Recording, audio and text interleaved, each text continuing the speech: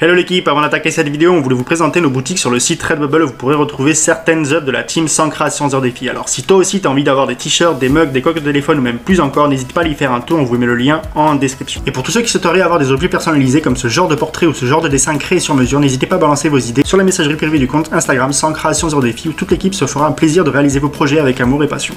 Bonne vidéo à tous.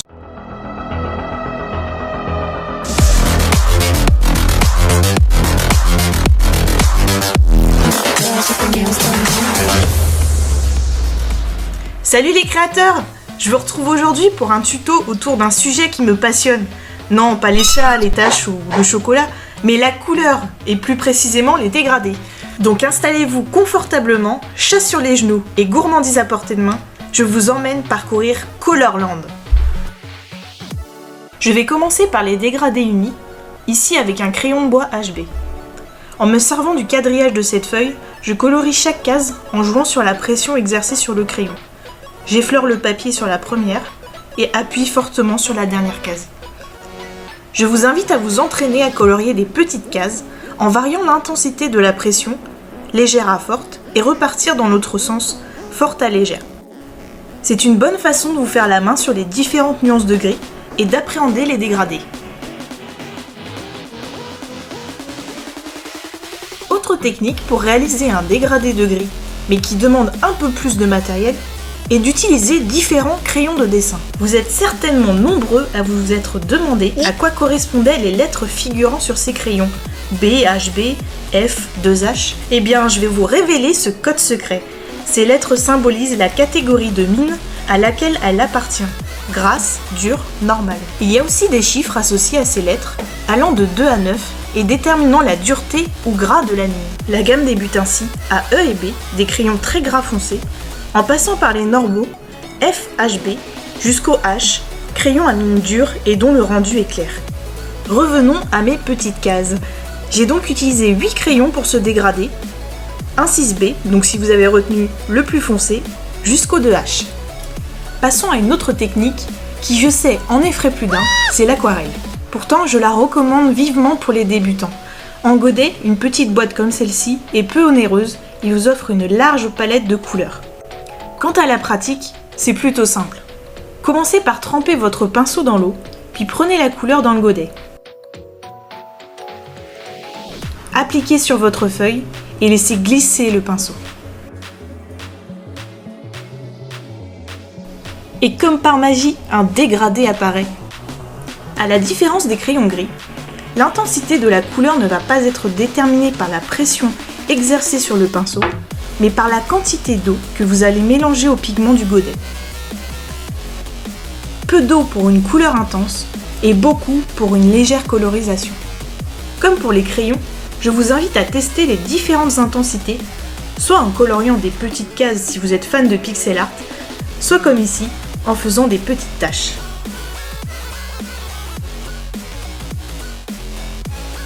Voilà pour ces quelques exemples de dégradés unis. Passons maintenant un cran au-dessus, avec les dégradés multicolores. Mais avant ça, je vais vous parler d'un outil très pratique pour associer les couleurs et vous aider dans la réalisation de vos dégradés.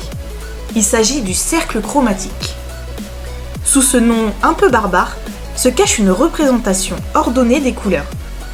Le triangle au centre constitue les couleurs primaires, cyan, magenta, jaune, qui permettent de créer toutes les autres couleurs du cercle. Les couleurs secondaires, vert, violet, orange, sont issus du mélange à quantité égale de 2 couleurs primaires. Enfin, les 6 couleurs tertiaires sont obtenues par le mélange d'une couleur primaire à une secondaire. Ce cercle présente donc 12 couleurs, mais qui sont multipliables à l'infini et qui donnent des cercles chromatiques continus, comme vous pouvez retrouver sur les logiciels de dessin.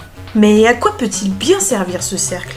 Eh bien, c'est une aide pour constituer une couleur manquante, en peinture notamment. Par exemple, l'envie vous prend de représenter la vache d'une célèbre marque de chocolat, mais vous n'avez pas de violet. Embêtant, non ? Grâce au cercle, vous savez qu'il vous faudra associer du magenta et du cyan.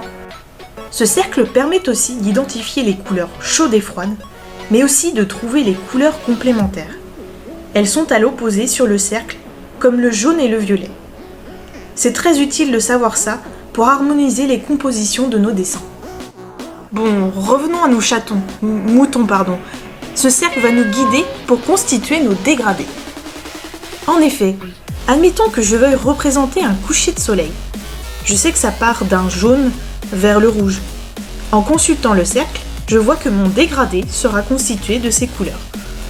Comme avec les dégradés unis, je vais vous présenter plusieurs techniques pour réaliser ce dégradé de couleur chaude. On va commencer par les crayons de couleur. J'en ai sélectionné 3, un rouge, un orange et un jaune. Je commence par le rouge et comme avec le premier exercice de la vidéo, je joue avec la pression exercée sur le crayon. J'appuie fortement au début et réduis progressivement jusqu'à effleurer le papier. Je poursuis avec le orange en repassant fortement sur la zone précédemment coloriée en rouge et je relâche la pression petit à petit. Je fais la même chose avec le jaune. Pour terminer, afin d'unifier ce dégradé, estomper les transitions ainsi que les traits de crayon, ma petite astuce est de repasser sur toutes les couleurs avec un crayon blanc. Il est aussi possible de réaliser ce dégradé avec plus de 3 crayons si vous avez le matériel adéquat.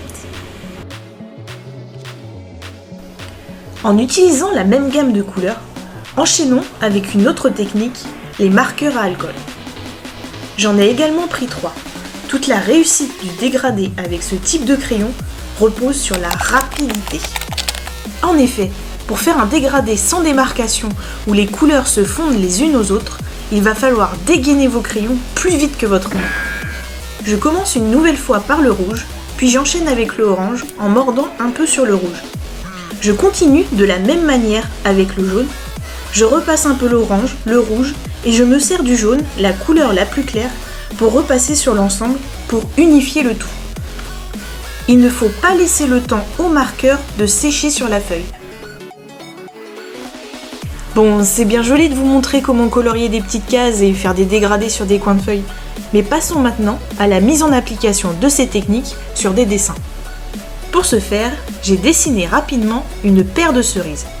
L'une sera coloriée avec juste un aplat, donc une couleur uniforme, et l'autre avec un dégradé de couleur.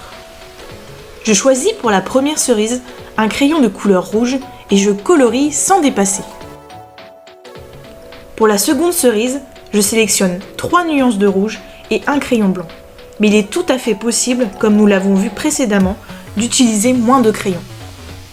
Je débute par la nuance de rouge la plus foncée sur l'un des côtés de la cerise. J'enchaîne avec la nuance intermédiaire, toujours en suivant la forme sphérique du fruit. Et enfin, j'applique le rouge le plus clair en laissant volontairement des zones de blanc qui représentent la lumière, la brillance de la cerise. Je termine avec le crayon blanc pour unifier la dernière étape. Certains vont sûrement se demander « Mais comment savoir où placer les ombres et la lumière ?» Ce sujet sera évoqué lors d'un prochain tuto, ne vous inquiétez pas. Donc voilà notre paire de cerises coloriées. On voit bien ici l'utilité du dégradé qui apporte du volume et de la texture aux fruits qu'on en mangerait, contrairement à l'autre cerise qui paraît plate et sans saveur. Pour la dernière partie de ce tuto, je vais réaliser le niveau 2 du défi que je vous avais lancé, à savoir représenter un coucher de soleil. Ce dessin va mettre en application ce que je viens de vous montrer, comme le cercle chromatique, car le dégradé va s'étendre du blanc au violet. J'applique d'abord sur ma feuille de l'encre de Chine, car j'aime beaucoup le rendu des couleurs sur le noir, mais surtout, ça me permet de faire une grosse et belle tache.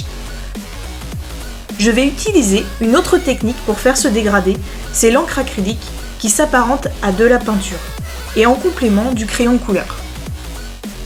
J'ai décidé de faire un coucher de soleil au cœur des montagnes et qui se reflètera dans un lac au premier plan. Une fois l'encre sèche, à l'aide de mon crayon blanc, je trace la ligne d'horizon ainsi que les reliefs montagneux. Le soleil sera le point central du dessin et va se situer au creux des 2 montagnes. Je commence donc avec le blanc au centre de la composition et me place ensuite sous la ligne d'horizon pour travailler le reflet du soleil sur l'eau en donnant des coups de pinceau horizontaux. Je passe ensuite au jaune que je vais au préalable mélanger avec du blanc pour que la transition blanc vers jaune soit la plus douce possible. Plus j'avance sur la colorisation du ciel, plus j'ajoute de jaune. Et j'avance en même temps et de la même manière sur le lac, toujours à l'horizontale. Je poursuis avec la couleur suivante, le orange. Et là, c'est pareil. Je le mélange avec la couleur précédente, le jaune, ce qui me donne un jaune ocre que j'applique sur le ciel et le lac. Plus j'avance, moins je mélange le orange au jaune. Je procède de la même manière avec les couleurs suivantes, toujours en suivant le cercle chromatique jusqu'à arriver au violet. Une fois mon dégradé à l'encre terminé, pour unifier et masquer les transitions entre les couleurs, je repasse certaines zones avec du crayon de couleur du même ton.